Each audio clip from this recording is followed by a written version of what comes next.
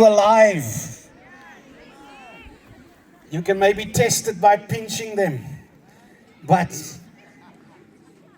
I want to speak to us regarding putting the first things first. Putting the first things first. And what I mean is putting Jesus first again. And when we read, I'm going to read portions of scriptures. Ek gaan twee skrifgedeeltes lees. Die eerste een is uit Deuteronomium 29 vers 29. Hy sê daar is geheime dinge wat net die Here ons God weet. Hy het dit nie aan ons geopenbaar nie. Maar die dinge wat hy wel aan ons geopenbaar het, dit moet ons doen. Die tweede skrifgedeelte vind ons daar in Josua 4 vers 5, waar die woord vir hulle sê, en Josua het vir hulle gesê, trek uit voor die ark van die Here julle God, tot binne in die Jordaan, en tel vir julle klip op, elke man een op sy skouer, volgens die getal van die stamme van die kinders van Israel, sodat dit 'n teken onder julle kan wees. As julle kinders later vra en sê, wat beteken hierdie klippe vir julle? Moet julle vir hulle kan sê, omdat die water van die Jordaan afgekeer is voor die verbondsark van die Here, by sy deurtog deur die Jordaan, die water van die Jordaan is afgekeer, daarom is hierdie klippe as 'n aandenking vir die kinders van Israel vir altyd. 'n Man met die naam van Stephen Covey skryf 'n boek. In die boek se titel is First Things First. Daarna gebruik hy dit ook in 'n boek wat hy skryf, 7 Principles of Highly Effective People. En hy gebruik 4 L'e, 4 L's. Live, love, learn, and leave a legacy. Now I want you to say it after me. Say live, love, learn, leave a legacy. Now say it to a person next to you. Say live, love, learn, leave a legacy. And that's what I, in my heart, feel that God wants to share with you this morning. That you and I need to live. And we need to ask ourselves the question, am I really living? Is ek besig om te lewe, maar nie net enige lewe nie, is ek besig om te lewe vir die Here? Am I living for Jesus? En ek en jy moet vir onsself daai vraag vra, want God vra vir sy volk daar in Deuteronomium 30 vers 19, hy sê, ek neem vandag die hemel en die aarde as getuie teen julle, die lewe en die dood, die seën en die vloek het ek jou voorgehou, kies dan die lewe, dat jy kan lewe, jy en jou nageslag. Say to the person next to you, I choose life. Ek kies die lewe. In Johannes 5 vers 11 sê die woord van die Here, hy sê, dit is die getuienis dat God ons die ewige lewe gegee het, en hierdie lewe is in sy seun. Dat ek en jy vanmôre sal weet, of vanmiddag sal weet, die lewe is in Jesus Christus en in hom alleen. Sê 'n bietjie amen. Amen. Nou Paulus skryf 'n ding. Hy sê hierdie woorde daar in Filippense 1 vers 21, hy sê, want vir my is die lewe Christus en die sterwe wins. Now we as Christians must know that we are called to live intentionally. We must know that we don't live for ourselves, but to the glory of God. And through faith and obedience, we can break every cycle of dysfunction. Say amen. Nou ek en jy moet vandag kan weet, ons moet lewe met 'n doel. En daai lewe is om Christus te verheerlik. Paulus skryf dit ook in Galasiërs 2 vers 20. Hy sê, ek is met Christus gekruisig en ek leef nie meer nie, maar Christus leef in my. En wat ek nou lewe in die vlees, leef ek deur die geloof in die Seun van God, wat my lief gehad het en homself vir my oorgegee het. Ons het gesê, die eerste woord is die woord lewe, en lewe ek vir die Here. Die tweede woord wat ek met jou wil deel is die woord lief hê. Is ek besig om lief te hê, maar is ek besig om lief te hê soos die Here? Am I loving? And am I loving like Jesus? Dat ons dan mekaar kan lief hê soos wat God ons lief gehad het. Johannes 3 vers 16 sê dit ook. Hy sê, want so lief het God die wêreld gehad, dat hy sy enige gebore seun gegee het, sodat elkeen wat aan hom glo, nie verlore sal gaan nie, maar die ewige lewe sal hê. Amen. Dis hoe lief God jou het, en ek en jy moet daai selfde liefde aan mekaar kan openbaar, om lief te hê soos die Here. Onthou die grootste gebod. Die grootste gebod is jy moet die Here jou God lief hê, met jou hele hart, siel, krag en verstand, en jy moet jou naaste lief hê soos jouself. Just ask the person next to you, are you loving? But are you loving like Jesus? En dat ek en jy so lief sal hê, soos wat God ons lief gehad het.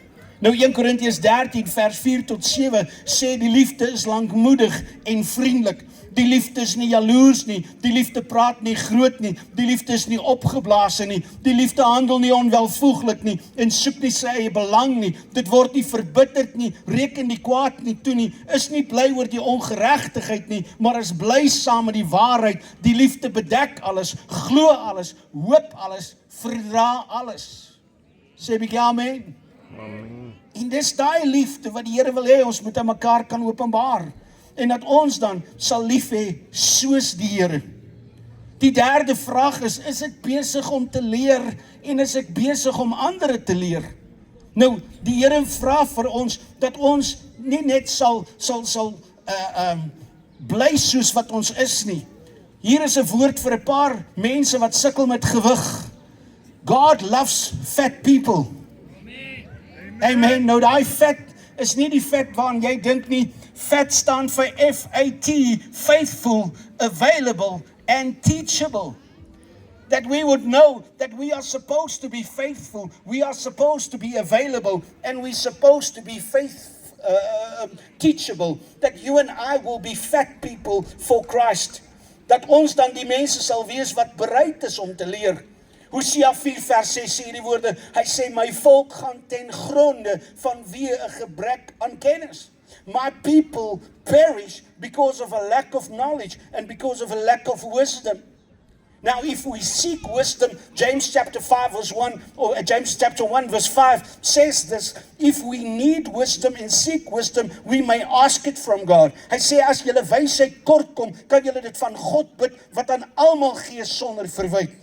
En dis wat ek en jy moet kan weet, dat ons nie op ons eie krag en ons eie wysheid en ons eie kennis sal staat maak nie. Proverbs 3 verse 5 says this, he says, trust in the Lord with all your heart and lean not on your own understanding. Vertrou op die Here met jou hele hart en steun nie op jou eie insig nie. Dan kom 2 Timoteus 3 vers 16 en 17 en hy sê hierdie woorde vir ons. Hy sê die hele skrif is deur God ingegee en is nuttig tot lering, tot teregwysing, tot weerlegging en tot onderwysing in die geregtigheid, sodat elke mens volkome kan wees, vir elke werk volkome toegerus. God wil hê jy moet leerbaar wees, maar jy moet ook in staat wees om ander te leer. En dis hoekom die Here ook vir ons 'n opdrag gegee het, gaan dan heen, maak disippels van alle nasies en leer hulle. Nee, leer hulle om alles te onderhou wat ek julle beveel het. En ek en jy moet vanmôre vir ons die vraag vra, is ek besig om te lewe? En is ek besig om te lewe vir die Here? Is ek besig om lief te hê? En is ek besig om lief te hê soos die Here? En dan is ek besig om te leer van die Here, en is ek besig om ander te leer van die Here.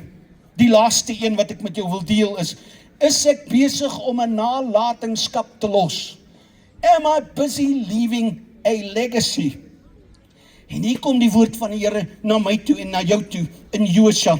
Wanneer Josua vir hulle sê, trek uit voor die ark van die Here julle God tot binne in die Jordaan en tel vir julle klip op elke man een op die skouer en volgens die getal van die stamme van die kinders van Israel, sodat daar 'n teken onder hulle kan wees, as julle kinders later sou vra, wat beteken hierdie klippe vir julle, moet julle kan sê, omdat die water van die Jordaan afgekeer is.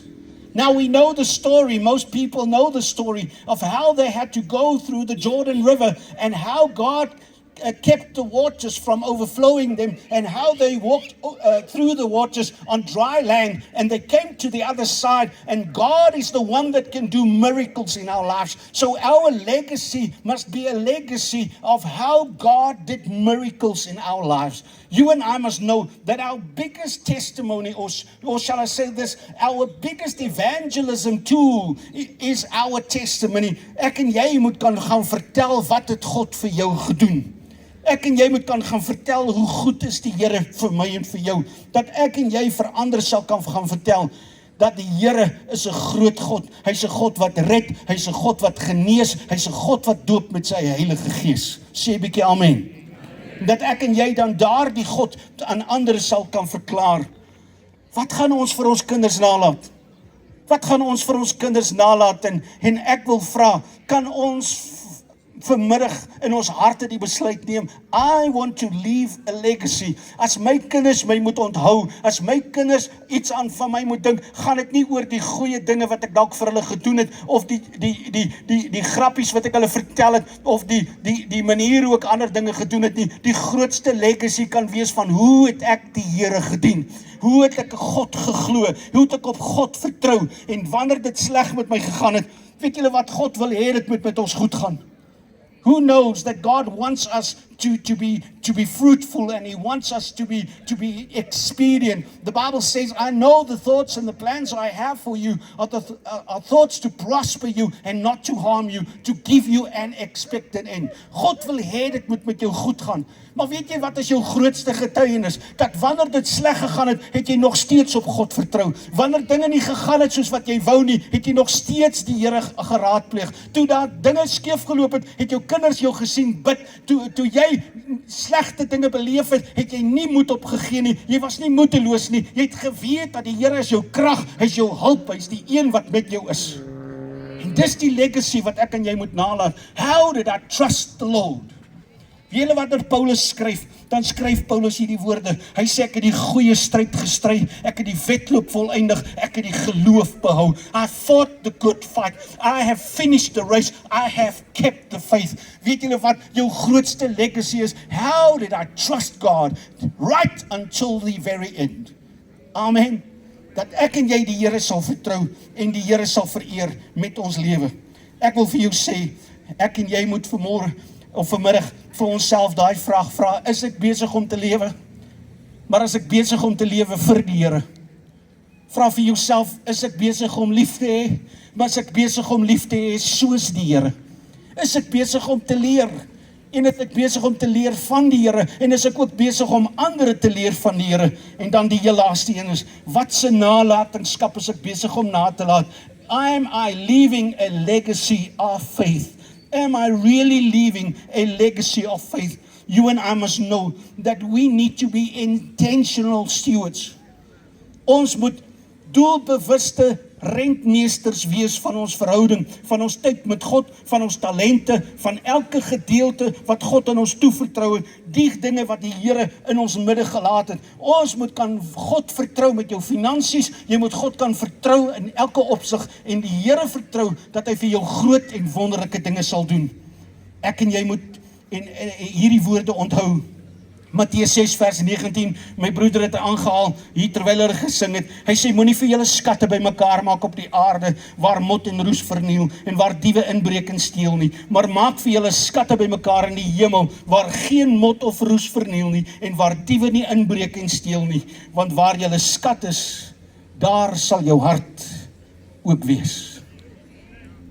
I want to ask the question, are you living, and are you living for Jesus?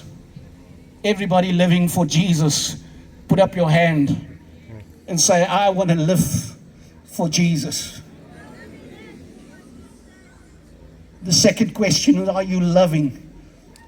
Are you loving not just any love, not just phileo love, which says, I love you for what you can do for me, but I love you with an agape love, a love that says, I love you for what I can do for you.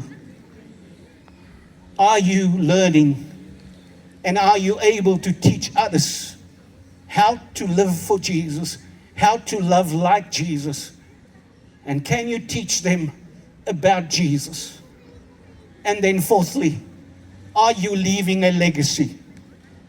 Because people, it's just like a vamp. The Bible says it's like a vapor. Our days are just like vapor. It's anytime we can leave this earth. Either Jesus comes and fetch us personally, or when he comes on the clouds to fetch us all. But if he comes and fetch us, and people have to stand at your grave, and people have to stand and they have to say who this was, who was this person, can they say this was a man and a woman of God? This was a man and a woman of faith. What legacy do you want to leave? And don't you want to say with me, Lord, let me leave a legacy of faith. Let my family, let my people in church, and let the whole world know that I'm a man and a woman of God.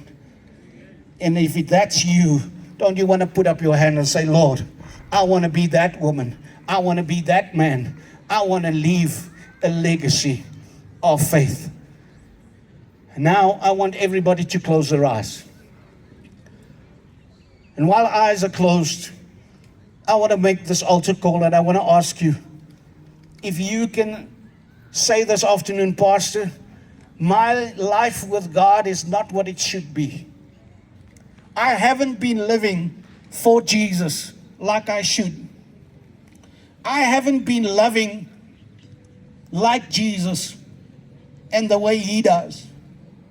I haven't learned about Jesus, and I haven't taught anyone about Jesus. And I don't know what kind of legacy I'm going to leave, but I want to change it. I want to be that man and that woman that God wants me to be. Don't you want to put up your hand and say, Pastor, please pray for me. I want to be that man. I want to be that woman. Just put up your hand, and I'm going to pray with you. There's a hand that goes up. There's another hand. There's another. There's another. Those who have put up their hands right after I've prayed, you are welcome to just come to my left, and we are going to pray with you personally. But I want you to this afternoon to say, Father, help me this afternoon that I can live for Jesus, love like Jesus, learn about Jesus, and leave a legacy that other people may know that I am a woman and a man of faith. Let's pray. Father God, this afternoon we thank you for your grace. We thank you that we can, through your Holy Spirit and through the blood of Jesus, we can come to you and we can become those women and those men that you want us to be. And Lord, I want to pray for those people who've put up their hands and maybe they haven't lived for Jesus like they should. And maybe they haven't loved like Jesus. And maybe they haven't learned about Jesus the way they should. And maybe their legacy is not a good legacy. But Lord, I pray that you will change it from this day forward. That today you will change it. Here, dat u elke man en elke vrou sal kom en verander en vernuwe. En dat ons nie meer sal wees wat ons voorheen was nie. Maar dat ons kan lief hê. En dat ons kan lewe vir die Here, lief hê soos die Here, leer van die Here en 'n nalatenskap los wat ander mense sal onthou, dat ons kinders sal wees soos daai klippe wat Josua hulle gepak het, daai klippe dat as hulle vra wat is hierdie klippe, dat die kinders kan weet, God het wonderwerke gedoen. So wil ek bid, Here, elke man, elke vrou, doen vir elke ene wonderwerk, sodat die kinders kan weet, daar's 'n God wat lewe, daar's 'n God wat lief het, daar's 'n God wat seën, daar's 'n God wat genees, daar's 'n God wat doop met sy Heilige Gees, en ons loof U daarvoor, en ons dank U daarvoor, in Jesus se wonderlike naam. En almal sê, Amen. Mag die Here U seën. Amen. Those people who've put up their hands, if you want us to pray for you, just come to my left and we will pray for you. Thank you so much. Amen.